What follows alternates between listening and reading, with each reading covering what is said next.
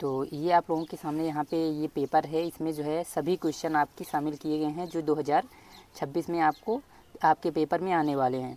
तो यहाँ पे आपके सामने OMR शीट भी है। तो OMR शीट को आपको कैसे भरना है, लास्ट में भरना है या पहले ही? तो लास्ट में भरने के फ़ायदे हैं कि आपको जो है OMR शीट पे जो प्रश्नों के उत्तर हैं उसको लास्ट में यहाँ पे आप भर सकते हैं जो सही हो। पहले आपको क्या करना है, आपको जो है आपके प्रश्न यानी जो आपकी यहाँ पे पेपर है इसमें आपको टिक मार लेना है, ताकि जो गलत हो तो उसमें सही कर सकते हैं। ठीक है, उसमें अगर OMR शीट पे भरे रहेंगे तो ये सही नहीं कर पाएंगे आप। एक बार गलत हो गया OMR शीट पे तो उसको दोबारा काट नहीं सकते हैं, अगर काटेंगे तो प्रश्न उसमें गलत हो जाएगा आपका। तो चलिए देखते हैं इसके जो है पहले प्रश्न को। तो पहला प्रश्न आप लोगों के सामने है मानसिक योग्यता परीक्षण का। ऊपर निर्देश दिया गया है, निर्देश में कह रहा है कि आपके सामने एक प्रश्न चित्र बनाया गया है, इसमें एक जो है लुप्त भाग है, यही आपको खोज के इसमें से बताना है कि कौन सा इसमें भरा जाएगा। तो सबसे पहले यहाँ पे जैसे इसके सामने है, जैसे जैसे हैं सेम वैसे ही आपको इसमें भी भरना है, इसी पैटर्न को देखते हुए। तो यहाँ पे देखेंगे ये जो पैटर्न है, यहाँ पे एक गोला है, फिर एक खाली है, फिर यहाँ पे एक बीच में भरा हुआ है, तो इसी का विपरीत इसके सामने हो गया। तो जिस तरह यहाँ पे ये जो है चित्र बना हुआ है, इसी का विपरीत जो है यहाँ पे इस साइड में हो जाएगा, नीचे की साइड में। सेम ऐसे ही देखेंगे नीचे की साइड में इसमें कहाँ पे है, तो नीचे की साइड में इस साइड में सीधे होने चाहिए। तो यहाँ पे किसमें वाले में है, बी वाले में है।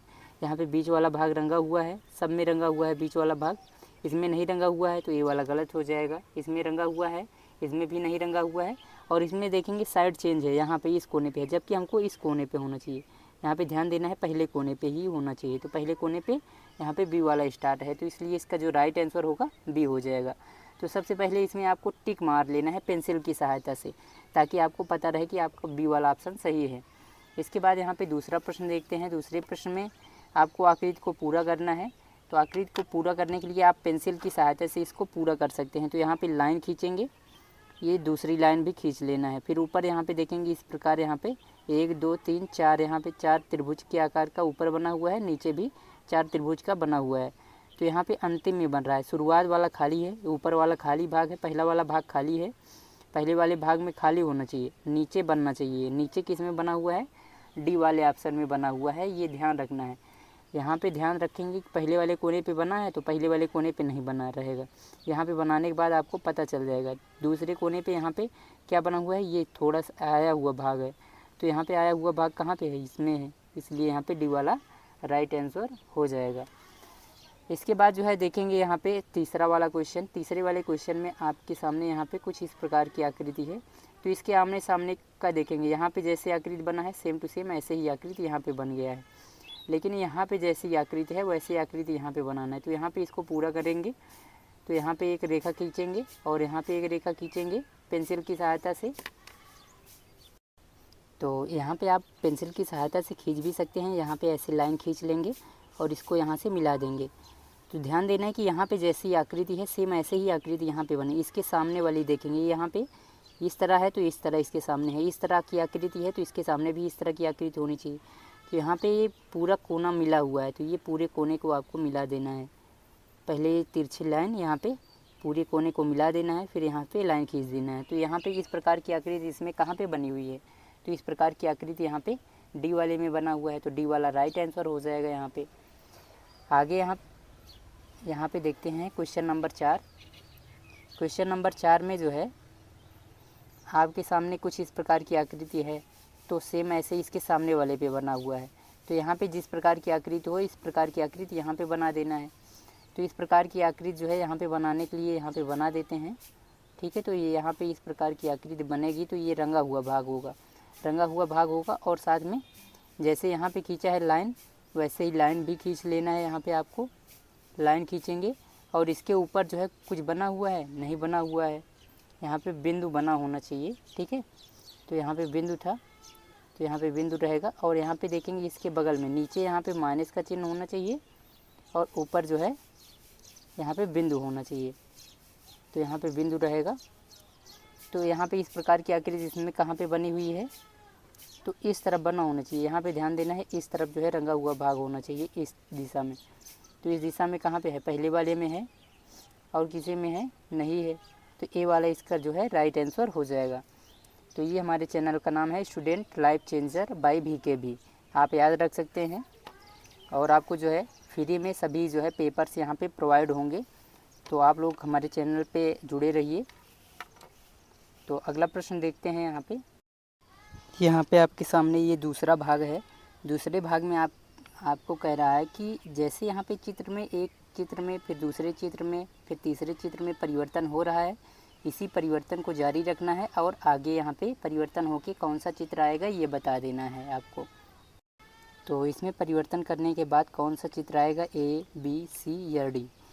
तो चलिए देखते हैं। तो पहले यहाँ पे गोला था, फिर इस यहाँ पे आ गया, यहाँ से यहाँ पे आ गया, फिर यहाँ से नीचे वाले पे आ गया। ठीक है, दूसरे वाले में दोनों तरफ तीर है और यहाँ पे इसमें जो है एक कटा हुआ भाग है।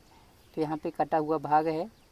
ठीक है, अब यहाँ से जो है गोला कहाँ पे आ जाएगा, इस स्थान पे आ जाएगा। इस स्थान पे इसमें कहाँ पे है, इसमें है और किसी में है नहीं है, तो बी वाला ऑप्शन इसका सही हो जाएगा। और इसके पीछे यहाँ पे आधा गोला है और यहाँ पे दोनों तरफ तीर हैं, तो बी वाला इसका राइट आंसर हो जाएगा। आगे यहाँ पे देखते हैं कि क्वेश्चन नंबर जो प्रश्न चित्र 6 है इसमें क्या हो रहा है। तो इसमें एक है, यहाँ पे एक लाइन, फिर एक यहाँ पे त्रिभुज बना हुआ है। इसमें 2 त्रिभुज, इसमें 3, यहाँ पे 3 त्रिभुज यहाँ पे बनना चाहिए। तो इसी प्रकार यहाँ पे एक लाइन और यहाँ पे 4 त्रिभुज जो है बनना चाहिए। तो बी वाला इसका राइट आंसर हो जाएगा। 1, 2, 3 और 4 यहाँ पे त्रिभुज जो है बन जाएंगे। तो यहाँ पे थोड़ा सा मिस्टेक हो गया है, यहाँ पे 3 त्रिभुज होंगे, 3 त्रिभुज थे।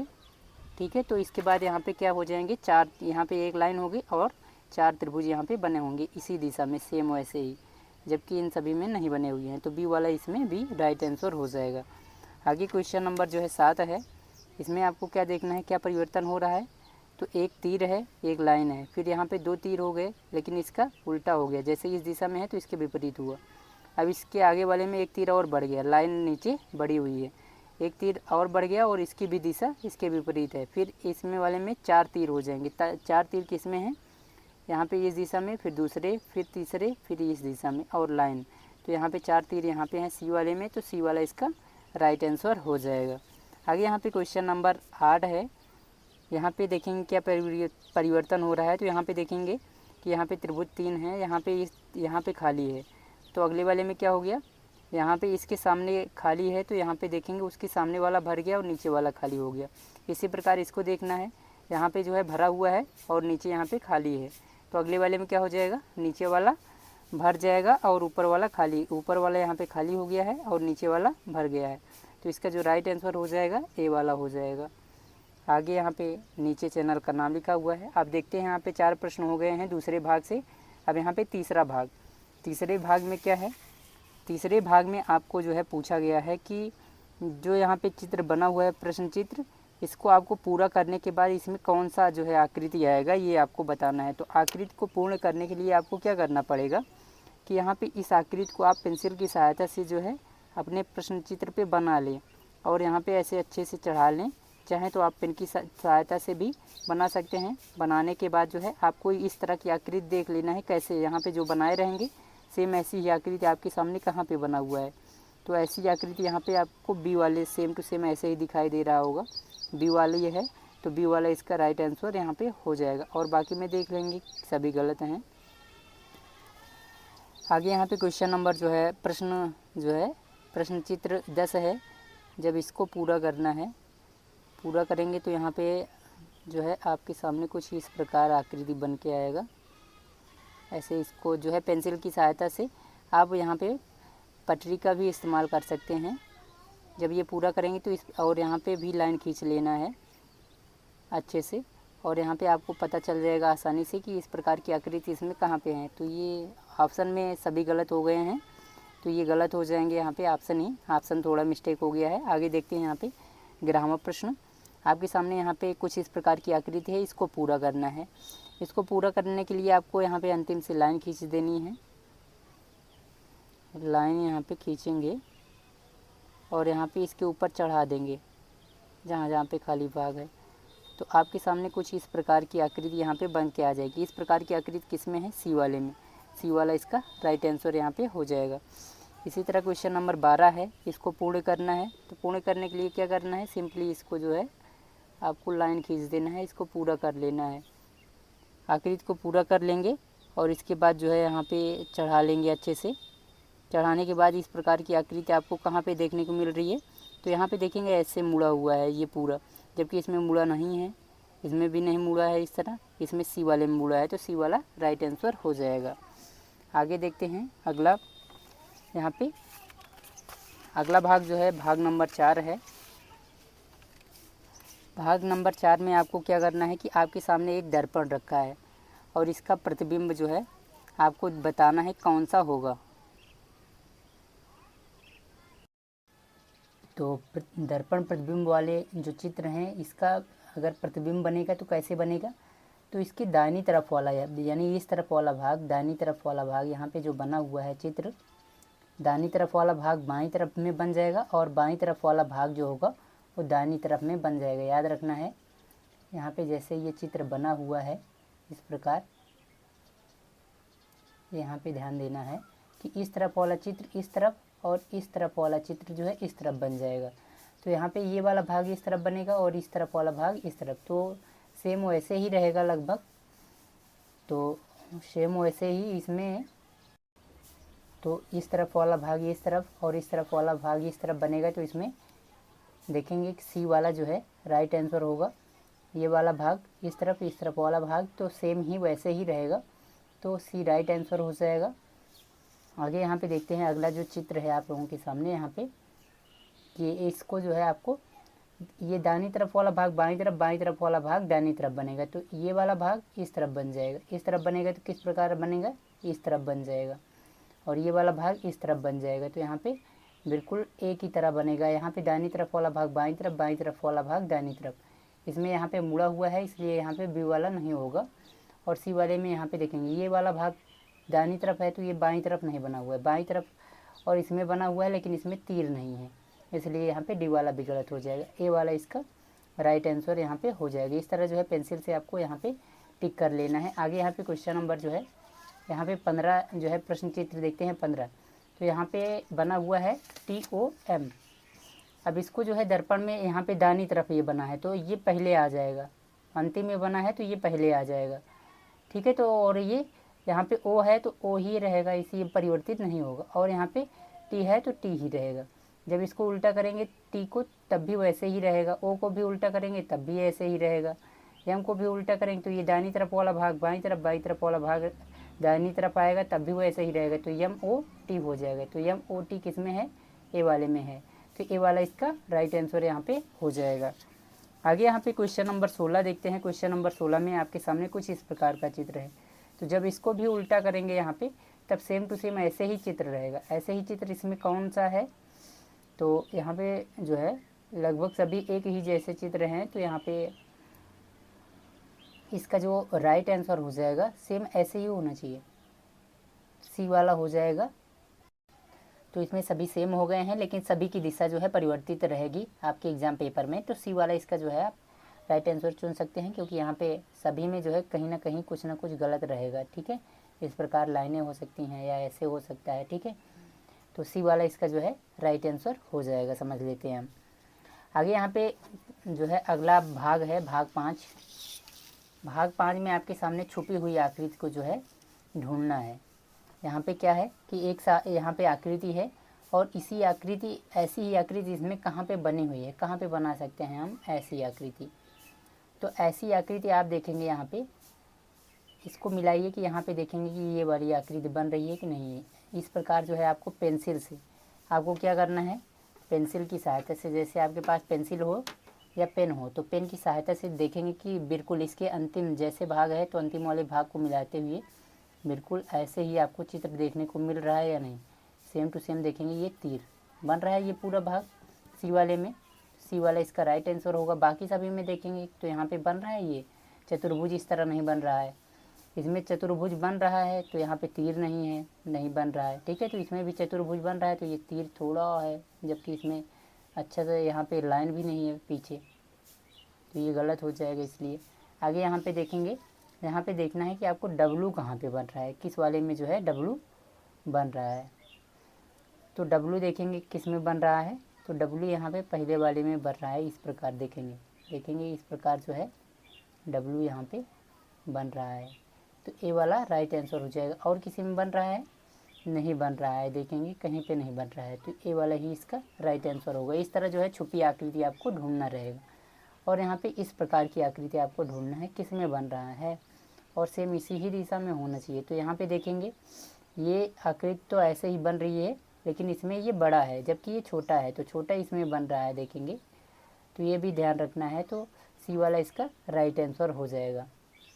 आगे यहाँ पे क्वेश्चन नंबर जो है 20 है, इसमें आपको ये वाला चित्र कहाँ पे बन रहा है, किस वाले में, ये बताना है। तो यहाँ पे देखेंगे कि यहाँ पे एक त्रिभुज ऐसे बन रहा है नीचे, और यहाँ पे ये लाइन हो जाएगी और ये आगे वाला भाग हो जाएगा, तो सेम ए वाला इसका राइट आंसर हो जाएगा। और कहीं पे बन रहा है? नहीं बन रहा है, तो ए वाला इसमें राइट आंसर हो जाएगा। इस तरह जो है आपके 20 प्रश्न जो है इसमें आ जाएंगे, ठीक है। तो मानसिक योग्यता परीक्षण के पूछे जाएंगे। आगे यहाँ पे आप देखते हैं ईवीएस वाले क्वेश्चन। ईवीएस वाले क्वेश्चन आपके सामने इस प्रकार हैं, 21 नंबर से रहेंगे। तो पहले आपके सामने यहाँ पे पहला प्रश्न जो है पर्यावरणीय अध्ययन से, कि जल चक्र में जलवाष्प के ठंडा होकर बूंदों में बदलने की प्रक्रिया क्या कहलाती है। तो जल चक्र में जलवाष्प जो होता है कि ठंडा होकर बूंदों में जो बदलने की प्रक्रिया है उसे हम संघनन कहते हैं। क्या कहते हैं? संघनन। बी वाला इसका राइट आंसर यहाँ पे हो जाएगा। क्वेश्चन नंबर 22 है कि मानव शरीर का सबसे बड़ा अंग कौन सा है। तो मानव शरीर का सबसे बड़ा अंग है त्वचा।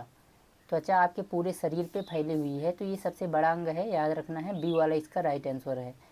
आगे यहाँ पे है कि खाद्य पदार्थों को लंबे समय तक सुरक्षित रखने के लिए कौन सी विधि उपयोगी है।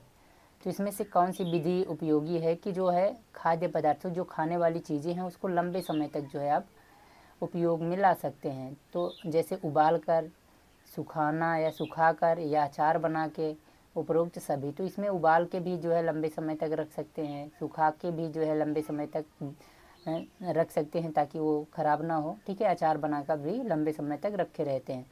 और ये डी वाला यहाँ पे जो है बिल्कुल राइट आंसर हो जाएगा, तीनों प्रकार से रख सकते हैं। अब यहाँ पे आगे क्वेश्चन नंबर जो है 24 है कि भारत का राष्ट्रीय पशु कौन सा है। तो भारत का राष्ट्रीय पशु कौन सा है, आप सभी को मालूम होगा, बाघ जो है भारत का राष्ट्रीय पशु है। इस टाइप के प्रश्न आएंगे। आगे यहाँ पे क्वेश्चन नंबर 25 देख लेते हैं कि निम्न में से कौन सा प्राकृतिक आपदा है। तो इसमें प्राकृतिक आपदा कौन सी है? भूकंप है कि ट्रैफिक जाम है कि बिजली कटौती है, प्रदूषण है। तो इसमें देखेंगे कि जो प्रकृति के द्वारा जो आता है वो भूकंप आता है, जबकि ये सभी जो है मनुष्यों के द्वारा जो है फैलाया जाता है। तो यहाँ पे ए इसका जो है राइट आंसर हो जाएगा। आगे क्वेश्चन नंबर जो है 26 है कि भोजन के पाचन की प्रक्रिया मुख्यतः कहाँ से शुरू होती है। तो कहाँ से शुरू हो जाती है? मुख में। पहले मुख में कूचते हैं, लार से मिलाते हैं, तो ये मुख से प्रक्रिया शुरू हो जाती है भोजन के पाचन की। तो बी वाला इसका राइट आंसर हो जाएगा। क्वेश्चन नंबर जो है 27 है कि जल प्रदूषण का मुख्य कारण क्या है। तो जल प्रदूषण का मुख्य कारण है कि कचरा एवं रासायनिक अपशिष्ट जो है जल में डालना, इसका मुख्य कारण है। तो बी इसका राइट आंसर हो जाएगा। क्वेश्चन नंबर 28 है कि भारत का राष्ट्रीय ध्वज कितने रंगों का होता है। तो भारत की राष्ट्रीय ध्वज में कितने रंग हैं? 3 रंग हैं। आगे यहाँ पे अगला क्वेश्चन देखते हैं, क्वेश्चन नंबर 29। तो क्वेश्चन नंबर 29 आपके सामने है कि पौधे अपना भोजन जो है किस प्रक्रिया से बनाते हैं। तो प्रकाश संश्लेषण की क्रिया से जो है पौधे अपना भोजन बनाते हैं। बी वाला इसका राइट आंसर हो जाएगा। क्वेश्चन नंबर 30 है कि रक्त का शुद्धिकरण जो है मुख्य रूप से कौन सा अंग करता है। तो कौन सा अंग करता है? गुर्दे, ठीक है, जिसे किडनी बोलते हैं आप। तो यहाँ पे सी जो है इसका राइट आंसर है। आगे यहाँ पे क्वेश्चन नंबर जो है 31 है कि वायु प्रदूषण कम करने का सबसे अच्छा उपाय क्या है। तो वायु प्रदूषण कम करने का सबसे अच्छा उपाय है पेड़ लगाना। इसमें से जो है अधिक वाहन चलाना या प्लास्टिक जलाना या कचरा फैलाना, इन सभी से तो जो है प्रदूषण ही होता रहेगा। पेड़ लगाने से वायु प्रदूषण कम हो जाएगा। क्वेश्चन नंबर 32 है कि भारत की राजधानी कौन सी है। मुंबई, कोलकाता, न्यू दिल्ली। तो भारत की राजधानी क्या है? नई दिल्ली। सी इसका जो है बिल्कुल राइट आंसर है। क्वेश्चन नंबर यहाँ पे 33 है कि निम्न में से कौन सा जो है जल में रहने वाला जीव है। ऊँट, व्हेल, हिरण या घोड़ा। तो जो ब्लू व्हेल होती है, व्हेल, तो यहाँ पे व्हेल एक मछली है जो कि जल में रहती है, तो बी इसका राइट आंसर हो जाएगा। क्वेश्चन नंबर 34 है कि हमारी 5 ज्ञानेंद्रियों में से सुनने का कार्य कौन सा अंग करता है? तो आप कहाँ से सुनते हैं? कान से, तो सी इसका राइट आंसर हो जाएगा। क्वेश्चन नंबर 35 है कि फसलें उगाने का कार्य क्या कहलाता है? तो फसलें उगाने का कार्य जो है कृषि कहलाता है, कृषि यानी खेती करना, बी इसका राइट आंसर हो जाएगा। क्वेश्चन नंबर 36 देखते हैं। अब 36 से जो है 40 तक आपके सामने पैसेज के रूप में आएगा, यानी गद्यांश पूछा जाएगा और इसी से यहाँ पे आपको प्रश्नों को ढूंढना है। तो आप चाहें तो पहले प्रश्न भी पढ़ सकते हैं। पेड़ हमें क्या प्रदान करते हैं? पेड़ों की जड़ें जो है किसे रोकने में सहायता करती हैं? या अनेक पंछी और जानवर कहाँ अपना घर बनाते हैं? तो पेड़ वातावरण को जो है कैसा बनाते हैं? अब यहाँ पे 40वां है कि गद्यांश के अनुसार प्रत्येक पंक्ति को क्या करना चाहिए। अब यहाँ पे चलिए पढ़ लेते हैं कि पेड़ पौधे हमारे जीवन के लिए जो है अत्यंत आवश्यक हैं, वह हमें ऑक्सीजन प्रदान करते हैं। तो पेड़ पौधे हमें क्या प्रदान करते हैं? ऑक्सीजन। ये पूछा गया है कि पेड़ पौधे हमें क्या प्रदान करते हैं? ऑक्सीजन। तो जिससे हम सांस लेते हैं। पेड़ वातावरणों को शुद्ध रखते हैं। कैसे रखते हैं? पेड़ वातावरण को शुद्ध रखते हैं, ये भी ध्यान रखना है। वर्षा होने में भी सहायता करते हैं। अनेक पंछी और जानवर पेड़ों पर अपना घर बनाते हैं। पेड़ों पे कौन जो है? तो जानवर जो है और पंछी ये पेड़ों पे अपना घर बनाते हैं। कहाँ पे बनाते हैं? पेड़ों पे। याद रखना है कि पेड़ों की जड़ें जो है मिट्टी को लगाए और उनकी देखभाल तो पेड़ों की जड़ें जो है मिट्टी को बांध कर रखती हैं, जिससे जो है मिट्टी का कटाव कम होता है। यदि हम अधिक से अधिक पेड़ लगाएं तो उनकी देखभाल करें तो हमारा पर्यावरण जो है स्वच्छ और संतुलित बना रहेगा। इसलिए प्रत्येक व्यक्ति को अपने जीवन में कम से कम एक पेड़ अवश्य लगाना चाहिए। कितने पेड़? एक पेड़ कम से कम लगाना चाहिए। तो चलिए देखते हैं यहाँ पे पेड़ हमें क्या प्रदान करते हैं। तो पेड़ हमें क्या प्रदान करते हैं? ऑक्सीजन प्रदान करते हैं। अगला जो प्रश्न है कि पेड़ों की जड़ें किसे रोकने में सहायता करती हैं? तो पेड़ों की जड़ें जो है मिट्टी के कटाव को रोकते हैं। अभी यहाँ पे था, पेड़ों की जड़ें जो है मिट्टी को बांध कर रखती हैं, मिट्टी के कटाव को कम करती हैं। यहाँ पे देखिए मिट्टी के कटाव को क्या करती हैं? कम। तो यहाँ पे क्या होगा? मिट्टी के कटाव को कम करती हैं। अनेक पंछी और जानवर कहाँ अपना घर बनाते हैं? तो पेड़ों पे जो है बनाते हैं, ये याद रखना है। सी इसका राइट आंसर है। अभी यहाँ पे आया हुआ था, देख सकते हैं। यहाँ पे अनेक पंछी और जानवर पेड़ों पर अपना घर बनाते हैं। क्वेश्चन नंबर जो है 39 है कि पेड़ वातावरण को कैसा बनाते हैं? तो ये शुद्ध बनाते हैं। कैसे बनाते हैं? शुद्ध। यहाँ पे आया हुआ है जो है पेड़ जो है वातावरण को कैसे बनाते हैं? शुद्ध बनाते हैं। क्वेश्चन नंबर 40 है गद्यांश के अनुसार प्रत्येक व्यक्ति को क्या करना चाहिए? कम से कम एक पेड़ लगाना चाहिए। यहाँ पे आया था ना, कम से कम कितने पेड़ लगाना चाहिए? एक पेड़ अवश्य लगाना चाहिए। तो इसका जो राइट आंसर होगा सी हो जाएगा। इस तरह जो है गद्यांश से देखकर आप प्रश्नों को कर सकते हैं उत्तर इसमें से। आगे यहाँ पे देखते हैं 40 के आगे जो है आपको मैथ के क्वेश्चन देखने को मिलेंगे 20। तो तीसरा खंड है यहाँ पे अंकगणित परीक्षण। तो इसमें पहला जो क्वेश्चन है आप लोगों के सामने कि एक रेलगाड़ी दिल्ली से जयपुर के लिए प्रातः जो है 10:45 पर जो है चलती है तथा जयपुर यानी शाम को जो है 3:30 पर पहुंच जाती है। तो यात्रा का समय है, तो यात्रा में जो है कितना समय लगा ये बताना है। तो सबसे पहले देखेंगे कि 10:45 पे जो है यहाँ से जा रही है। तो AM यानी सुबह जा रही है। प्रातः का मतलब AM होता है। तो यहाँ पे कुल मिला के 12 तक जाती है। 12 बजे के बाद जो है समय बदल जाता है। तो यहाँ पे तो कुल मिला के 10:45 से गई और 12 बजे तक तो कितना समय हुआ? तो 10 के बाद यहाँ पे 11 बजेगा। तो 11 बजेगा तो यहाँ पे 45 मिनट पहले ही हो गया। 15 मिनट और बचा है तो 11 बज गया।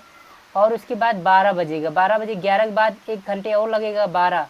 तो मतलब 1 घंटे जो है और 15 मिनट इसमें हुआ 12 बजे तक। इसके बाद देखेंगे कि 12 बजे से 3 बजे तक 3:30 पे वहाँ पे पहुँच गया। तो 3 घंटे मतलब 3 घंटे और 30 मिनट इस तरफ और लगा 30 मिनट। तो कुल मिला के कह रहा कि कितना समय लगा? तो ये 3 घंटे 30 मिनट ये और 1 घंटे 15 मिनट ये, तो दोनों को जोड़ लेंगे। तो यहाँ पे 3 घंटे और यहाँ पे 30 मिनट और प्लस में 1 और घंटे यहाँ पे लग गया, 1 घंटे और यहाँ पे 15 मिनट। तो ये इन दोनों को अगर हम जोड़ लेते हैं तो 3 यहाँ पे 5 है, 5 में 0 जुड़ा तो 5 और 3 1 4, तो यहाँ पे ये कितने हो जाएगा, 45 मिनट हो जाएगा। और यहाँ पे 3 1 4 घंटे हो जाएंगे, कितने, 4 घंटे।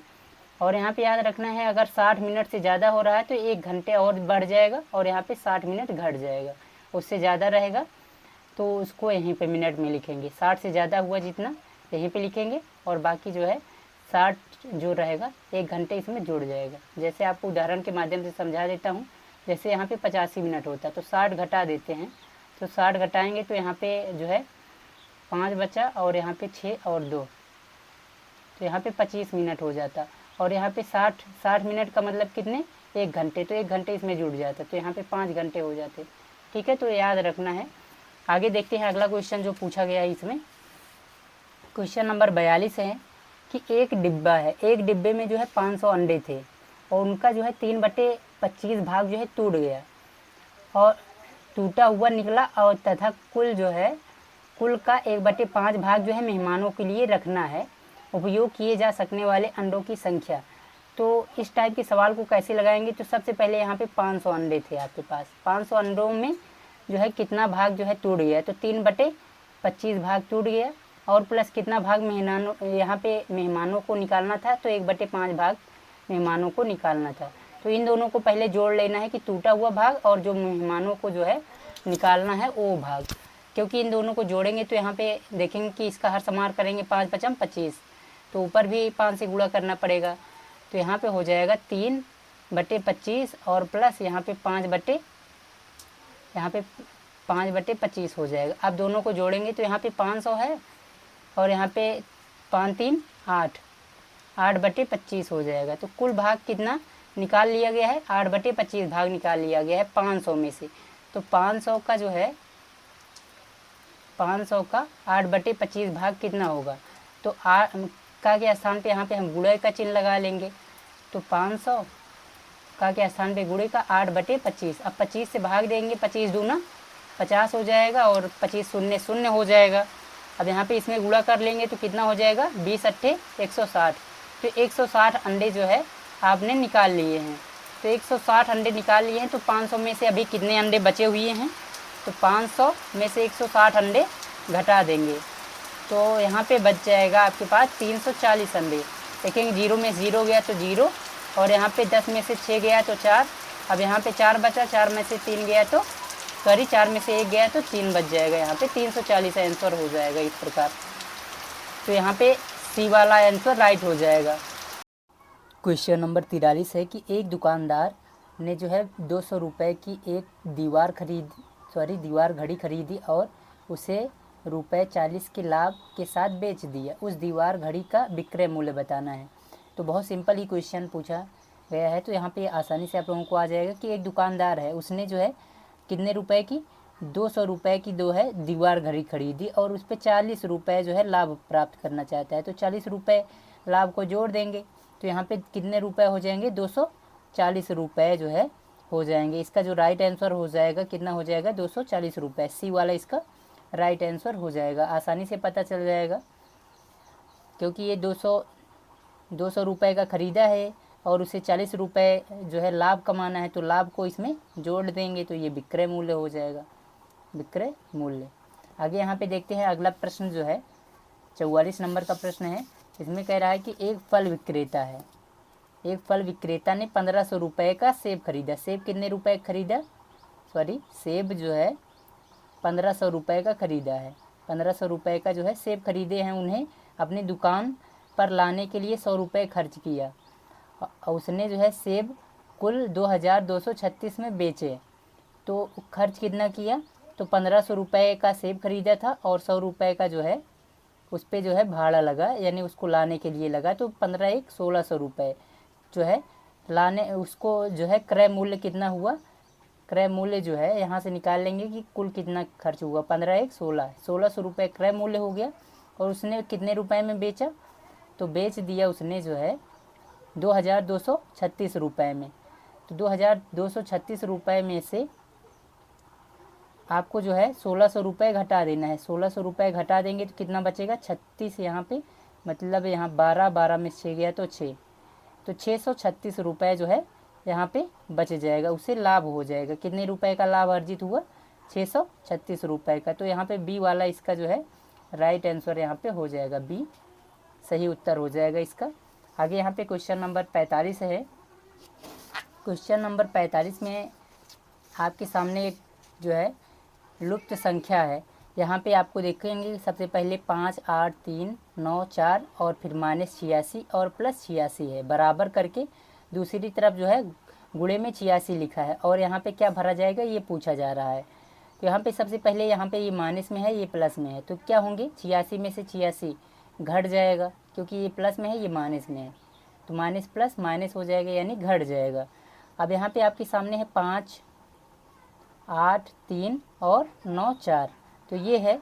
और बराबर में एक यहाँ पे देखेंगे 8 और 6 है गुणे में, तो 8 और 6 यहाँ पे गुणे में है, तो यहाँ पे संख्या हम कोई यक्स मान लेते हैं कि इन दोनों का गुणा करेंगे तो इसके बराबर हो जाएगा। तो यहाँ पे ये गुणे में रहेगा तो इस तरफ आएगा तो भाग में हो जाएगा। तो इसको 5, 8, 3, 9, 4 को हम काट देंगे, अगर भाग दे देंगे 86 से तो पता चल जाएगा यहाँ पे जो संख्या आएगा वही यहाँ पे यक्स का मान होगा। तो जब काटेंगे इसको तो यहाँ पे आ जाएगा 6, 7, 9, तो यहाँ पे इसका जो राइट आंसर हो जाएगा ए हो जाएगा। भाग करके आप लोग देख सकते हैं, तो ए वाला इसका राइट आंसर होगा 6, 7 और 9। तो पहली बार 86 से 6 बार ले जाएंगे हम, फिर यहाँ पे आप लोग इसको भाग करके देख सकते हैं। आगे यहाँ पे अगला क्वेश्चन देखते हैं। अगला क्वेश्चन नंबर 46 है कि 115 परिवारों के सर्वे में अंकित किया गया कि प्रत्येक परिवार में कितने बच्चे हैं। तो इन आंकड़ों को दंड ग्राफ द्वारा जो है दर्शाया गया है। दंड ग्राफ से जो है उन परिवारों की संख्या जिसमें कोई बच्चा नहीं है ये दर्शाया गया है। तो यहाँ पे परिवारों की संख्या दिखाया गया है कि जो है जैसे पहले में दिखाया गया कि यहाँ पे बच्चों की संख्या, एक बच्चे कितने परिवारों के पास हैं, तो 20 ऐसे परिवार हैं जिसमें एक ही बच्चे हैं। अब यहाँ पे दूसरे नंबर पे 2 बच्चे दिखाया गया है, तो 2 बच्चे कितने परिवारों के पास हैं, जैसे 30 परिवार हैं उनमें 2-2 बच्चे हैं। अब यहाँ पे तीसरे में मतलब 3 बच्चे हैं, तो 3 बच्चे कितने परिवार के पास हैं, जैसे 35 परिवार ऐसे हैं जिसमें 3 बच्चे हैं। अब यहाँ पे 4 बच्चे कितने परिवारों के पास हैं, तो 5 ऐसे परिवार हैं जिसमें 4-4 बच्चे हैं। तो यहाँ पे सबसे पहले क्या पूछा जा रहा है कि यहाँ पे उन परिवारों की संख्या जिनमें कोई बच्चा नहीं है। तो कुल मिला के कितने परिवार थे, 115। अब यहाँ पे कितने परिवार हैं इसको पहले आपको जोड़ लेना है। जैसे यहाँ पे जो डाटेड रेखा द्वारा दर्शाया गया है इन सभी को आपको जोड़ लेना है। तो यहाँ पे 5 हैं, पहले क्या है, सबसे पहले यहाँ पे नीचे वाले देखेंगे 5, फिर उसके बाद जो है ऊपर 20, फिर उसके बाद डाटेड रेखा द्वारा यहाँ पे 30 दर्शाया गया है और यहाँ पे ऊपर 35। अब इन सभी को जोड़ लेना है आपको। तो जोड़ेंगे तो यहाँ पे देखेंगे 30, पहले 5 है, फिर 0, 0, अब यहाँ पे 5, 5, 10 हो जाएगा। तो इन सभी को जोड़ेंगे तो यहाँ पे पहले अंतिम पहला वाला संख्या जोड़ेंगे, पहली इकाई के स्थान वाला 5 है, फिर इकाई के स्थान पे 0, फिर इसमें भी 0, तो 5 ही रहेगा, इकाई के स्थान पे 5 है, तो 5, 5, 10 हासिल 1 हो जाएगा। अब दूसरी वाली संख्या जोड़ेंगे, मतलब सभी में जो दूसरे स्थान पे है, तो 3, 3, 6, 6, 2, 8, 8 1 हासिल आया था तो 9। तो कुल मिला के 90 परिवार यहाँ पे दर्शा दिए गए हैं जिनके पास जो है बच्चे हैं। जिन परिवारों में बच्चे हैं उन कुल कितने परिवार हैं, 90 परिवार हैं। अब यहाँ पे है इसमें कुल कितना दर्शाया जाना था, 115 परिवार दर्शाए गए हैं। अब 0 बच्चे किस में हैं, कितने परिवारों में, तो 90 को घटा देंगे, तो 90 से घटाएंगे तो यहाँ पे कितना आ जाएगा, 5 में 0 गया तो 5, अब यहाँ पे 11 में से 9 चला जाएगा तो 2 हो जाएगा। तो 25 ऐसे परिवार हैं जिसमें जो है 0 बच्चे हैं, यानी एक भी बच्चे नहीं हैं। शून्य बच्चे कितने परिवारों में हैं, 25। तो इसका जो इसमें ABCD में कौन सा है, सी वाला इसका राइट आंसर यहाँ पे हो जाएगा। आगे यहाँ पे क्वेश्चन नंबर 47 है। क्वेश्चन नंबर 47 में आपको बताना है कि जो है एक आयत है, एक आयत आपके सामने यहाँ पे है, इस प्रकार जो है एक कोण इसका जो होता है 90 अंश का होता है। सभी कोण इसी प्रकार जो है 90-90 अंश के होते हैं। तो कह रहा है कि आयत के सभी अंतः कोणों का योगफल, तो अगर हम सभी अंतः कोणों का योगफल देखेंगे तो 90 4 बार जुड़ रहा है, तो 9 चौक 36 मतलब 360 अंश होगा। कितना होगा, 360 अंश। ए इसका जो है राइट आंसर इस प्रकार हो जाएगा। क्वेश्चन नंबर अब हम 48 देखते हैं। क्वेश्चन नंबर 48 में है कि एक संपूर्ण कोण जो है बराबर होता है। तो एक संपूर्ण कोण कैसे होता है? संपूर्ण कोण का मतलब है कि पूरा एक, यहाँ पे देखेंगे कि एक लाइन खींची, अब यहाँ से जो है ये पूरा कोण जो है, यहाँ पे ये पूरा कोण कितने डिग्री का होता है? 360 अंश का होता है। पूरा कोण, संपूर्ण कोण कितने? 360। अब 360 में और एक समकोण कितने होता है? 90 अंश का होता है। तो अब इसमें कितने समकोण हो सकते हैं? तो 90 से जो है इसको भाग कर देते हैं, एक जीरो से एक जीरो कट जाएगा, 9 चौक 36, 4 बार जाएगा, तो मतलब कितने कोण हो जाएंगे? 4 समकोण हो जाएंगे। कितने? 4 समकोण होंगे, तो डी इसका जो है राइट आंसर हो जाएगा। आगे यहाँ पे क्वेश्चन नंबर 49 देख लेते हैं। क्वेश्चन नंबर 49 है कि एक पंचभुज है। क्या है? एक पंचभुज है जिसका परिमाप दिया गया है। परिमाप कितना है? परिमाप आपके पास है 80 सेंटीमीटर। एक पंचभुज है, इस प्रकार जो है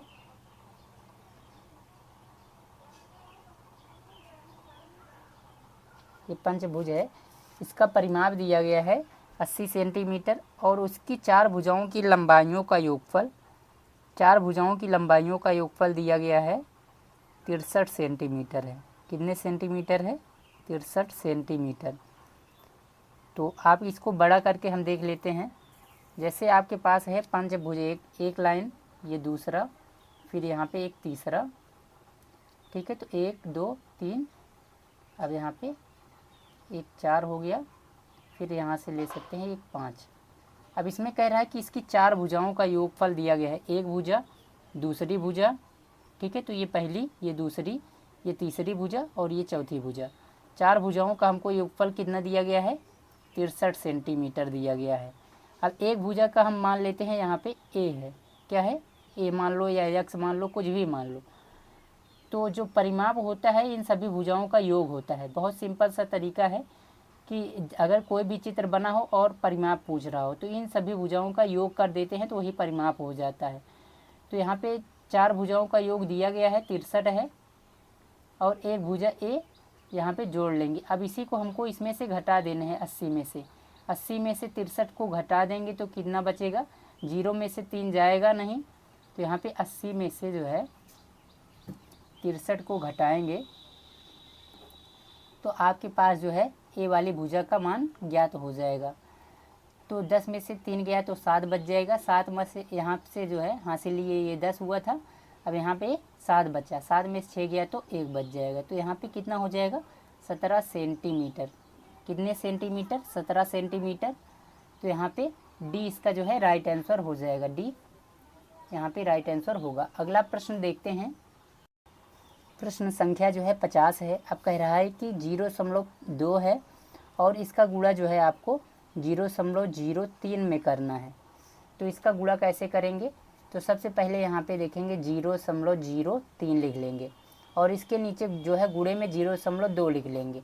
अब आपको दशमलव से अभी कोई मतलब नहीं होना चाहिए, आपको गुणा करना है। 2 तिहाई 6 और जो 2 शून्य शून्य 2 शून्य शून्य, एक अंक पहले काट दो। अब दूसरे अंक में 0 से किसी संख्या में गुणा करते हैं तो 0 तिक्के 0 0 जीरो में 0 और यहाँ पे 0 से 0 में गुणा करेंगे तो 0।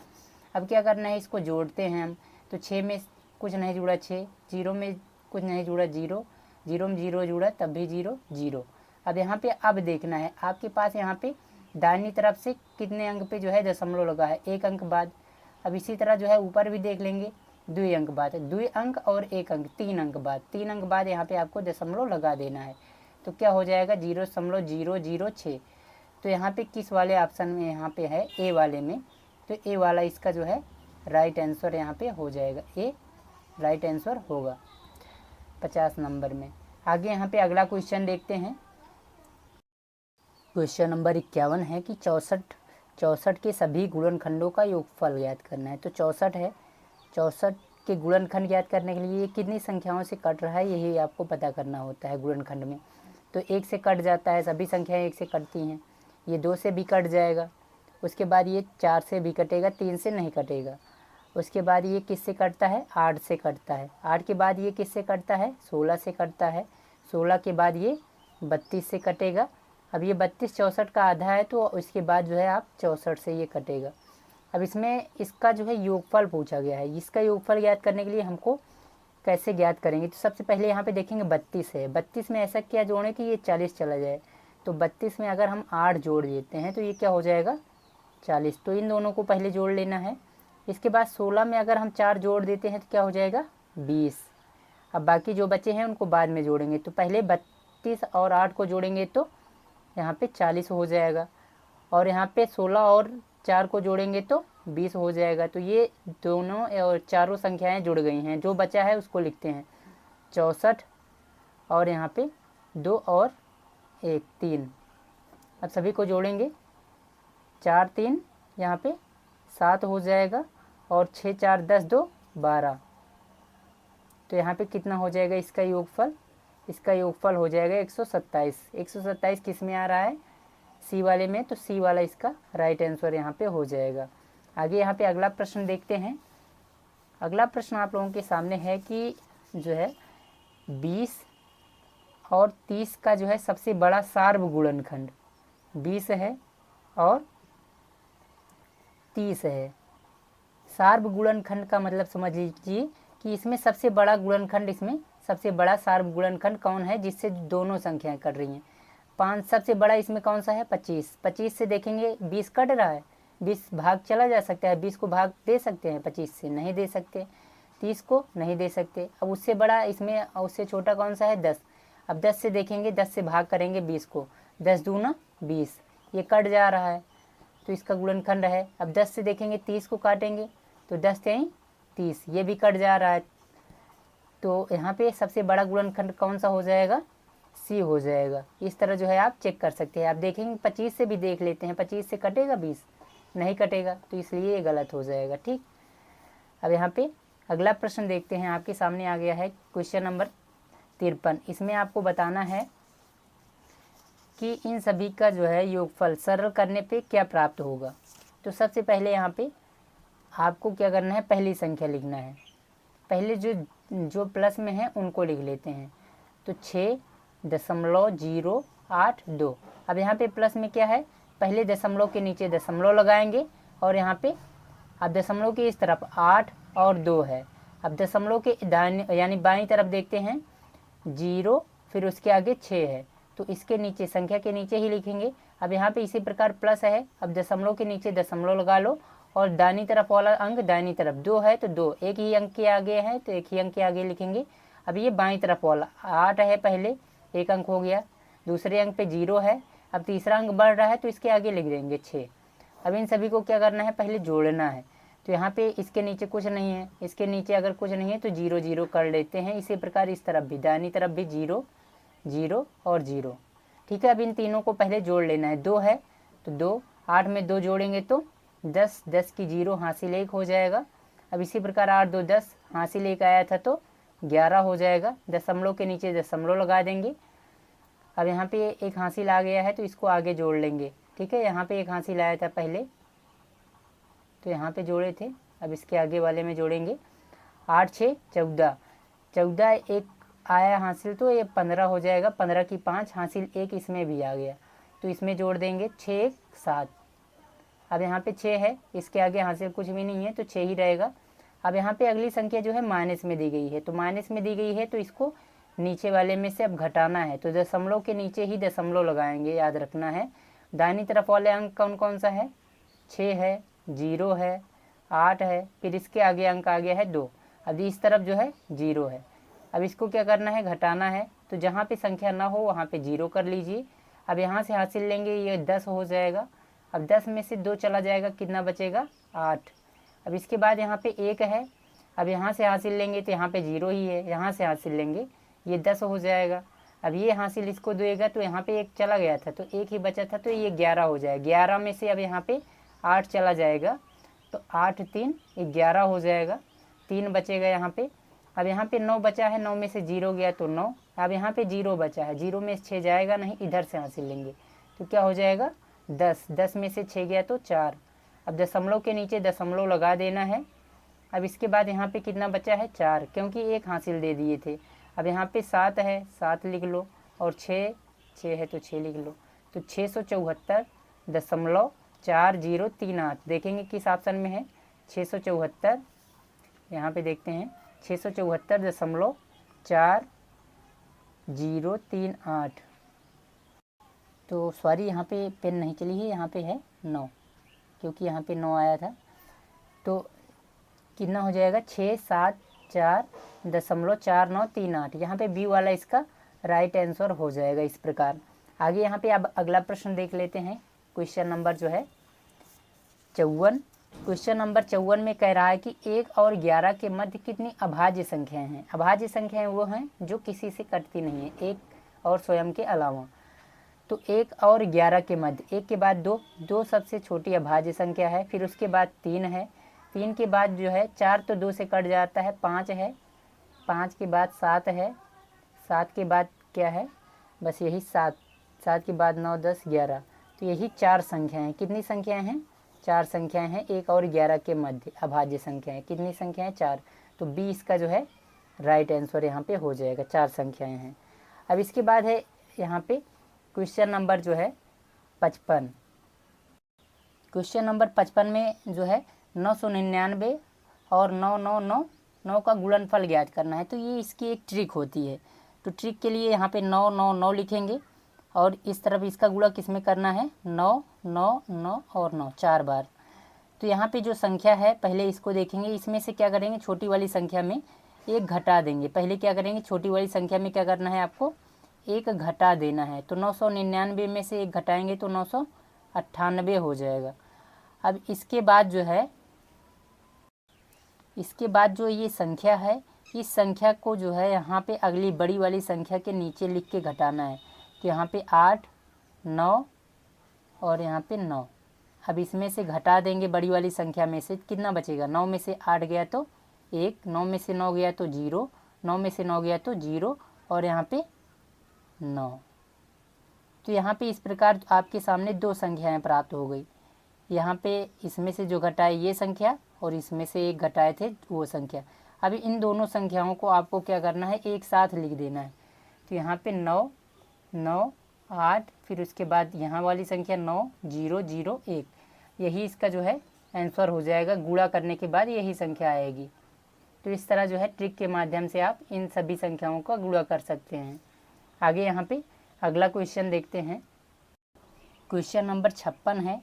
इसमें कह रहा है कि 0.238 को जो है भिन्न के रूप में आपको बदलना है। तो भिन्न में बदलने के लिए क्या करते हैं, बटे 1 लिखते हैं। अब यहाँ पे क्या करेंगे, जितने अंक हैं दशमलव के बाद जितने अंक हैं 1 2 3, तो 1 लिख के कितने जीरो से, 3 जीरो से, 1 लिख के 3 जीरो से आपको गुणा करना पड़ेगा। अब यहाँ पे दशमलव के बाद जितने अंक हों उतने जीरो से आपको गुणा करना पड़ेगा 1 लिख के। तो यहाँ पे जिससे ऊपर जितने से गुणा करेंगे वैसे ही नीचे भी करना है आपको। अब इन दोनों का गुणा कर लेना है। तो यहाँ पे जब गुणा करेंगे तो 2 3 8 यानी 238 आ जाएगा 1000 में गुणा करेंगे तो। इसके बाद जो है बटे, अब 1000 में गुणा करेंगे तो 1000 ही रहेगा। अब इसमें देखेंगे 2 से कट रहा है, 2 1 कम 2। अब यहाँ पे इसको भाग दे देंगे 2 से, ठीक है, 2 से दोनों संख्याएं भाग चली जाएंगी। तो क्या करेंगे, यहाँ पे 2 से भाग करेंगे तो 2 1 कम 2, 2 1 कम 2 और यहाँ पे 1 बचा तो 18 हो गया, 2 9 18। और यहाँ पे 500 को 2 से भाग करेंगे तो 2 पंचे 10, 2 0 0 2 0 0, ये आंसर हो जाएगा 119/500। तो इसमें जो राइट आंसर है ये हो जाएगा 119/500। तो ए वाला इसका राइट आंसर हो जाएगा। अगला प्रश्न जो है क्वेश्चन नंबर 57 है कि 100 सेंटीमीटर 100 वर्ग सेंटीमीटर, सेंटीमीटर स्क्वायर को जो है आपको मीटर स्क्वायर में चेंज करना है। तो यहाँ पे देखेंगे कि एक मीटर वर्ग बराबर कितने सेंटीमीटर स्क्वायर के बराबर होता है। तो सबसे पहले 1 मीटर बराबर 100 सेंटीमीटर होता है, ये आपको मालूम ही होगा। अब ये 1 मीटर स्क्वायर है तो यहाँ पे मीटर स्क्वायर है तो यहाँ पे सेंटीमीटर स्क्वायर है। तो कुछ लोग सोच रहे होंगे कि ये इतना होता है, लेकिन ऐसा ये बिल्कुल गलत है, क्योंकि यहाँ पे मीटर स्क्वायर है तो यहाँ पे 100 सेंटीमीटर गुणे 100 सेंटीमीटर होगा, इतने सेंटीमीटर होंगे। तो सबसे पहले आपको मीटर में जो है इसको सेंटीमीटर में, 1 मीटर स्क्वायर बराबर होता है 100 सेंटीमीटर गुणे 100 सेंटीमीटर। अब यहाँ पे हो जाएगा 1 लिख के 1 2 3 4 जीरो, तो इतने सेंटीमीटर स्क्वायर हो जाएगा। ये यहाँ पे ध्यान रखना है, ये नहीं होगा। 1 लिख के कितने जीरो, 1 लिख के जो है 4 जीरो सेंटीमीटर, यानी 10,000 वर्ग सेंटीमीटर होगा एक मीटर वर्ग में। ठीक है, 1 मीटर वर्ग में, ये ध्यान देना है। अब यहाँ पे कैसे, तो यहाँ पे आपके पास है 100 सेंटीमीटर वर्ग। अब इसको आपको मीटर में बदलना है, तो यहाँ पे 10,000 सेंटीमीटर वर्ग से आपको भाग करना पड़ेगा। तो यहाँ पे 2 जीरो है तो 2 जीरो कट जाएगा। अब यहाँ पे बचा है 1/100।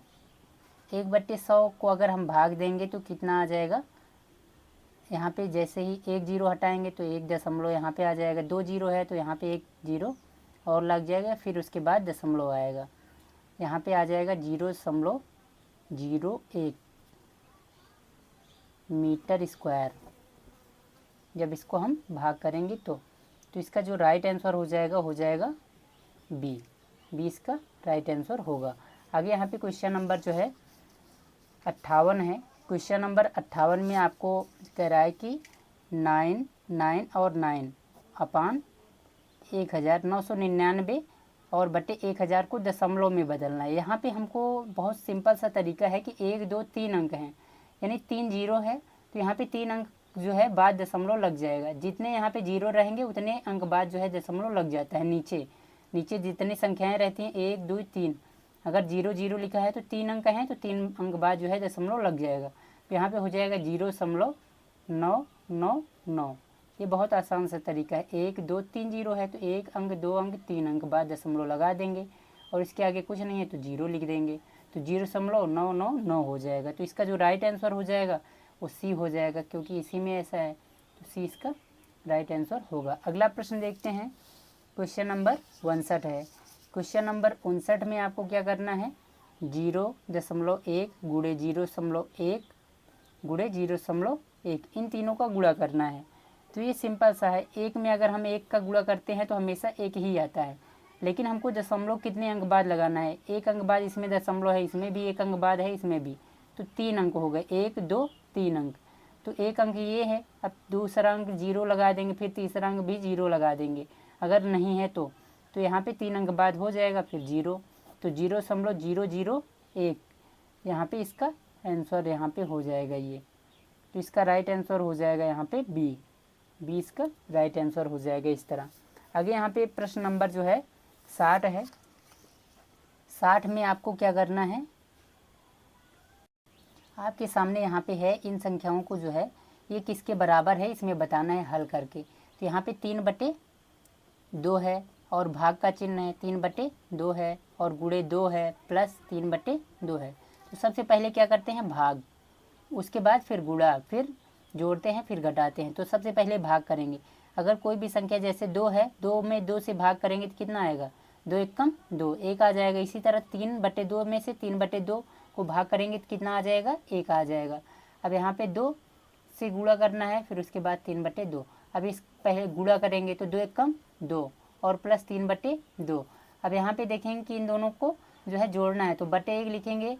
अब यहाँ पे देखेंगे इसका हर समान करेंगे, 2 है यहाँ पे 1 है, तो इसमें 2 से गुणा कर देंगे ऊपर नीचे, तो क्या हो जाएगा यहाँ पे 2 दूनी 4/2 और प्लस 3/2। अब दोनों का हर समान हो गया है, यहाँ पे भी है 2 है, यहाँ पे भी 2 है, तो अंश यानी ऊपर वाले को जोड़ लेंगे, 4 3 7, तो यहाँ पे क्या हो जाएगा 7 और बटे यहाँ पे हर कितना है 2, तो 7/2। इसमें इसका जो राइट आंसर हो जाएगा वो हो जाएगा सी में क्या वो है 7/2 है। तो ये 60 क्वेश्चन यानी 20 क्वेश्चन होते हैं मैथ के, तो ये जो कि सॉल्व करवा लिए हैं। अब आगे देखते हैं जो है भाषा परीक्षण से रिलेटेड प्रश्न। तो भाषा परीक्षण से रिलेटेड प्रश्न आप लोगों के सामने यहाँ पे है, ये खंड 4 है। खंड 4 में जो पहला अनुच्छेद है आपके सामने, और इसके जो है नीचे यहाँ पे प्रश्न दिए रहेंगे। तो सबसे पहले प्रश्न को पढ़ लेते हैं कि सोनम अपने जो है से सारा दुकान पर गई से, तो यहाँ पे चाचा के साथ या साथ यहाँ पे लिखा है, यहाँ पे 7 होना चाहिए। तो 7 दुकान गई। सोनम जो है दुकान पर चमकीली साइकिल देखकर उसकी ओर आकृष्ट हुई। तो कौन सी साइकिल देखी और सोनम के माता पिता ने उसे नई साइकिल क्यों दी? तो सोनम ने अपनी प्रसन्नता को व्यक्त की। तो ये प्रश्न है और लास्ट प्रश्न है चकित थी का आशय क्या है इनमें से? तो चलिए पहले यहाँ पे देखते हैं अनुच्छेद को। सोनम दुकान पर प्रदर्शित नई साइकिल को जो है गौर से देख रही थी। नई चमकती लाल साइकिल, कौन सी साइकिल थी? लाल साइकिल थी। याद रखना है कि वह यह देखकर जो है चकित थी। कैसी थी? चकित थी। उसके पिता ने उसे देख लिया और कहा, आओ हमें चलना चाहिए। सोनम ने साइकिल जो है, सोनम यहाँ पे होना चाहिए, सोनम ने साइकिल को आखिरी बार देखा और अपने पिता के पीछे चलने लगी। जब वह जब सोने गई तब भी चमकदार लाल साइकिल के बारे में सोच रही थी। अगले दिन स्कूल में वह अपने मित्रों से भी उसी के बारे में बातें करती रही। जब वह घर लौटी तो उसने देखा कि एक नई साइकिल गेट के पास खड़ी है। वह खुशी से जो है चिल्लाई और माँ को बुलाया। उसके माता पिता मुस्कुराते हुए बाहर निकले और उन्होंने कहा, यह उसके जन्मदिन का उपहार है। यानी जो सोनम है उसके जन्मदिन का ये क्या है? उपहार है और उसे साइकिल दे दी। सोनम बहुत प्रसन्न हुई और खुशी से माता पिता के गले लग गई। तो अब यहाँ पे प्रश्न देखते हैं। सोनम अपने से साथ दुकान पर गई। किसके साथ गई थी? तो अपने जो है सोनम दुकान पे प्रदर्शित जो है नई साइकिल को गौर से देख रही थी, नई चमकती साइकिल। तो उसके पिता ने उसे देख लिया और कहा, आओ हमें चलना चाहिए। किसके साथ गई थी? पिताजी के साथ गई थी। तो यहाँ पे बी इसका जो है राइट आंसर यहाँ पे हो जाएगा, बी वाला। आगे यहाँ पे क्वेश्चन नंबर यहाँ पे अगला देखते हैं। 62 की सोनम दुकान पर चमकीली साइकिल देखकर उसकी ओर आकृष्ट हुई। कौन सी साइकिल थी? तो यहाँ पे लाल साइकिल है। बार बार बताया गया है कि लाल साइकिल थी। कैसी साइकिल थी? लाल। तो ए वाला इसका जो है राइट आंसर हो जाएगा, ए। ठीक है। आगे यहाँ पे क्वेश्चन नंबर 63 है कि सोनम जो है के माता पिता ने उसे नई साइकिल क्यों दी? तो उसका जो है जन्मदिन था। यहाँ पे देखेंगे कि जन्मदिन के उपहार में दी थी उसे साइकिल। तो सोनम ने उसके जन्मदिन के उपहार के रूप में दी उनके माता पिता ने ये साइकिल। ए इसका जो है बिल्कुल राइट आंसर यहाँ पे है। आगे क्वेश्चन नंबर 64 है कि सोनम ने अपनी प्रसन्नता व्यक्त की। तो सोनम ने क्या खुशी से जो है माता पिता को गले लगा लिया। तो अपने माता पिता को गले लगाकर, धन्यवाद देकर या गले लगाकर। तो यहाँ पे सही क्या है? ए वाला। आगे यहाँ पे चकित थी का आशय क्या है? चकित होने का मतलब है विस्मित होना। बी वाला इसका जो है राइट आंसर हो जाएगा। आश्चर्यचकित होने का मतलब विस्मित होना, चकित होना है। ठीक, तो बी इसका राइट आंसर हो जाएगा। अब अगला यहाँ पे देख लेते हैं।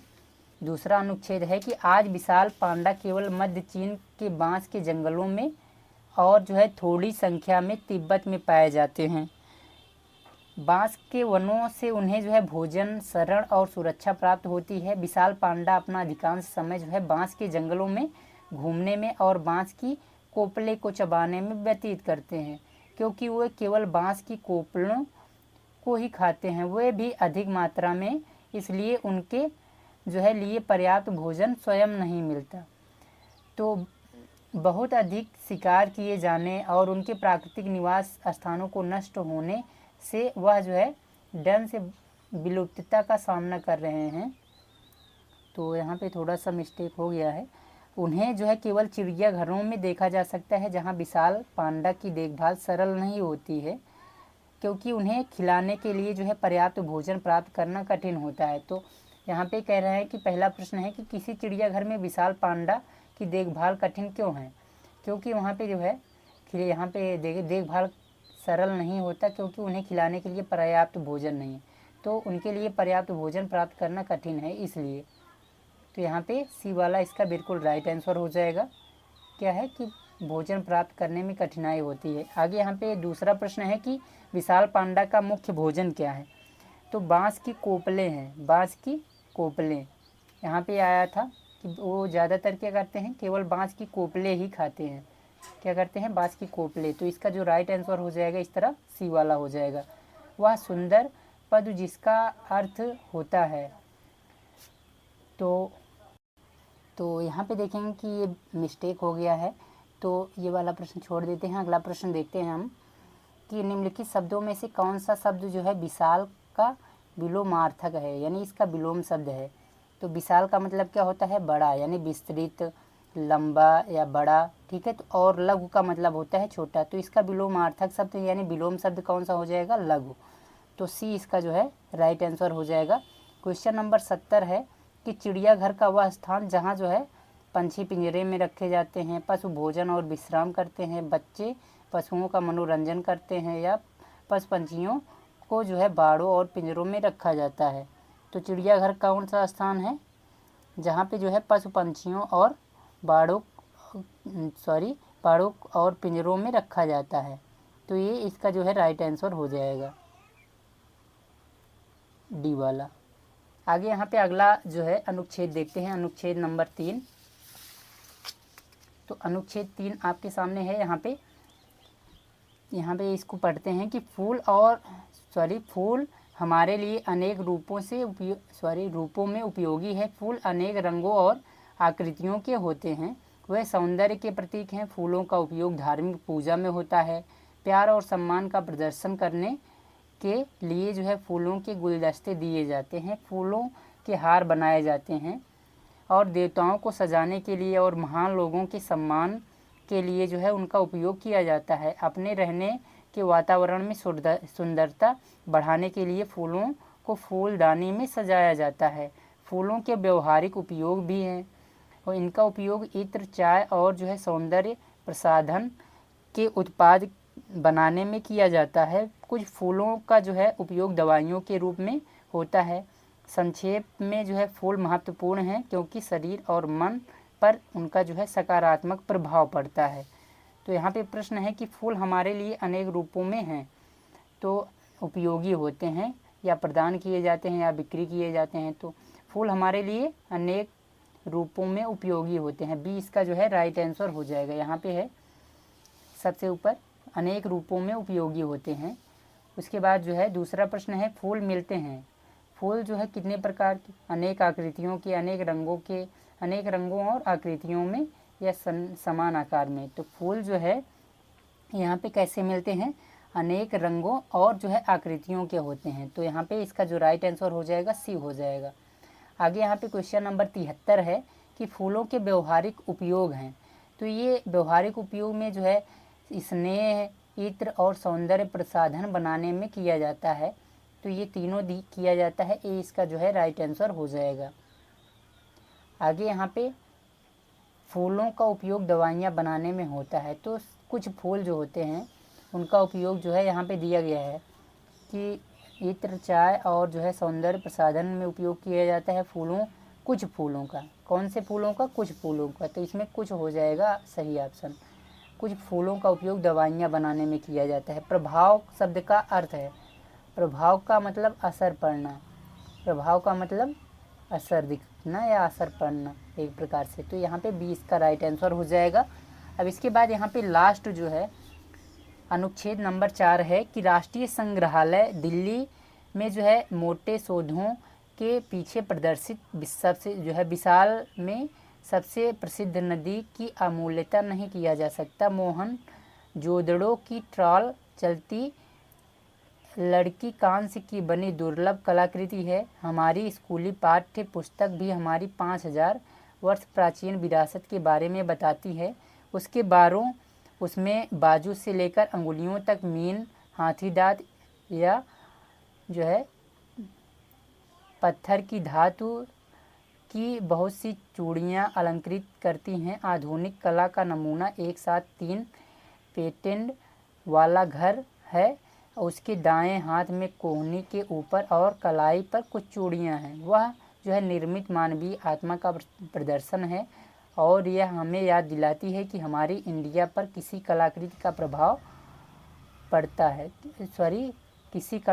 क्या प्रभाव पड़ता है।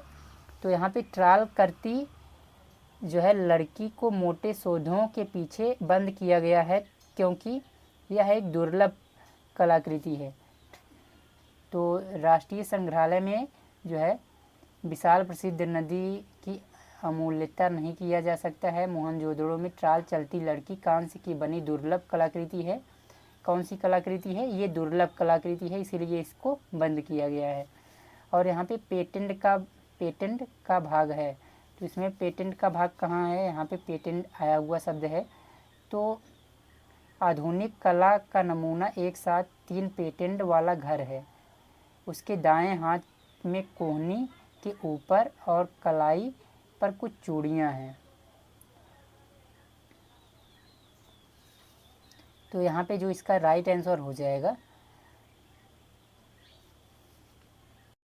तो यहाँ पे फिर से देख लेते हैं पेटेंट का भाग कौन सा है। तो पेटेंट वाला जो है एक साथ 3 पेटेंट वाला हार है। हार क्या है, हार। तो यहाँ पे इसका जो राइट आंसर होगा ये बी हो जाएगा। अब यहाँ पे कथन 1, 2 पढ़िए और दिए गए विकल्पों में से सही उत्तर चुनिए। उनकी चूड़ियाँ मीड़ या पतली धातु से बनी हैं। उसने जो है हाथी दांत से बना हार पहना है। तो यहाँ पे ध्यान देना है कि चूड़ियाँ जो है मीड़ या पतली धातु की बनी हैं, ऐसा है इसमें। तो पत्थर धातु की जो है बहुत सी चूड़ियाँ अलंकृत हैं। हाथी दांत और यहाँ पे पतली धातु की जो है बनी हुई, और उसमें जो है हाथी दांत से बना हुआ हार पहना है। हाथी दांत से बना हुआ हार नहीं है, ये जो है पेटेंट हार है। तो पहला वाला तो सही है लेकिन दूसरा वाला गलत है। पहला वाला सत्य है किंतु दूसरा वाला असत्य है। तो ए वाला इसका जो है राइट आंसर हो जाएगा। कौन सा शब्द जो है निर्मित का पर्याय नहीं है। तो यहाँ पे जो है थोड़ा सा मिट गया है,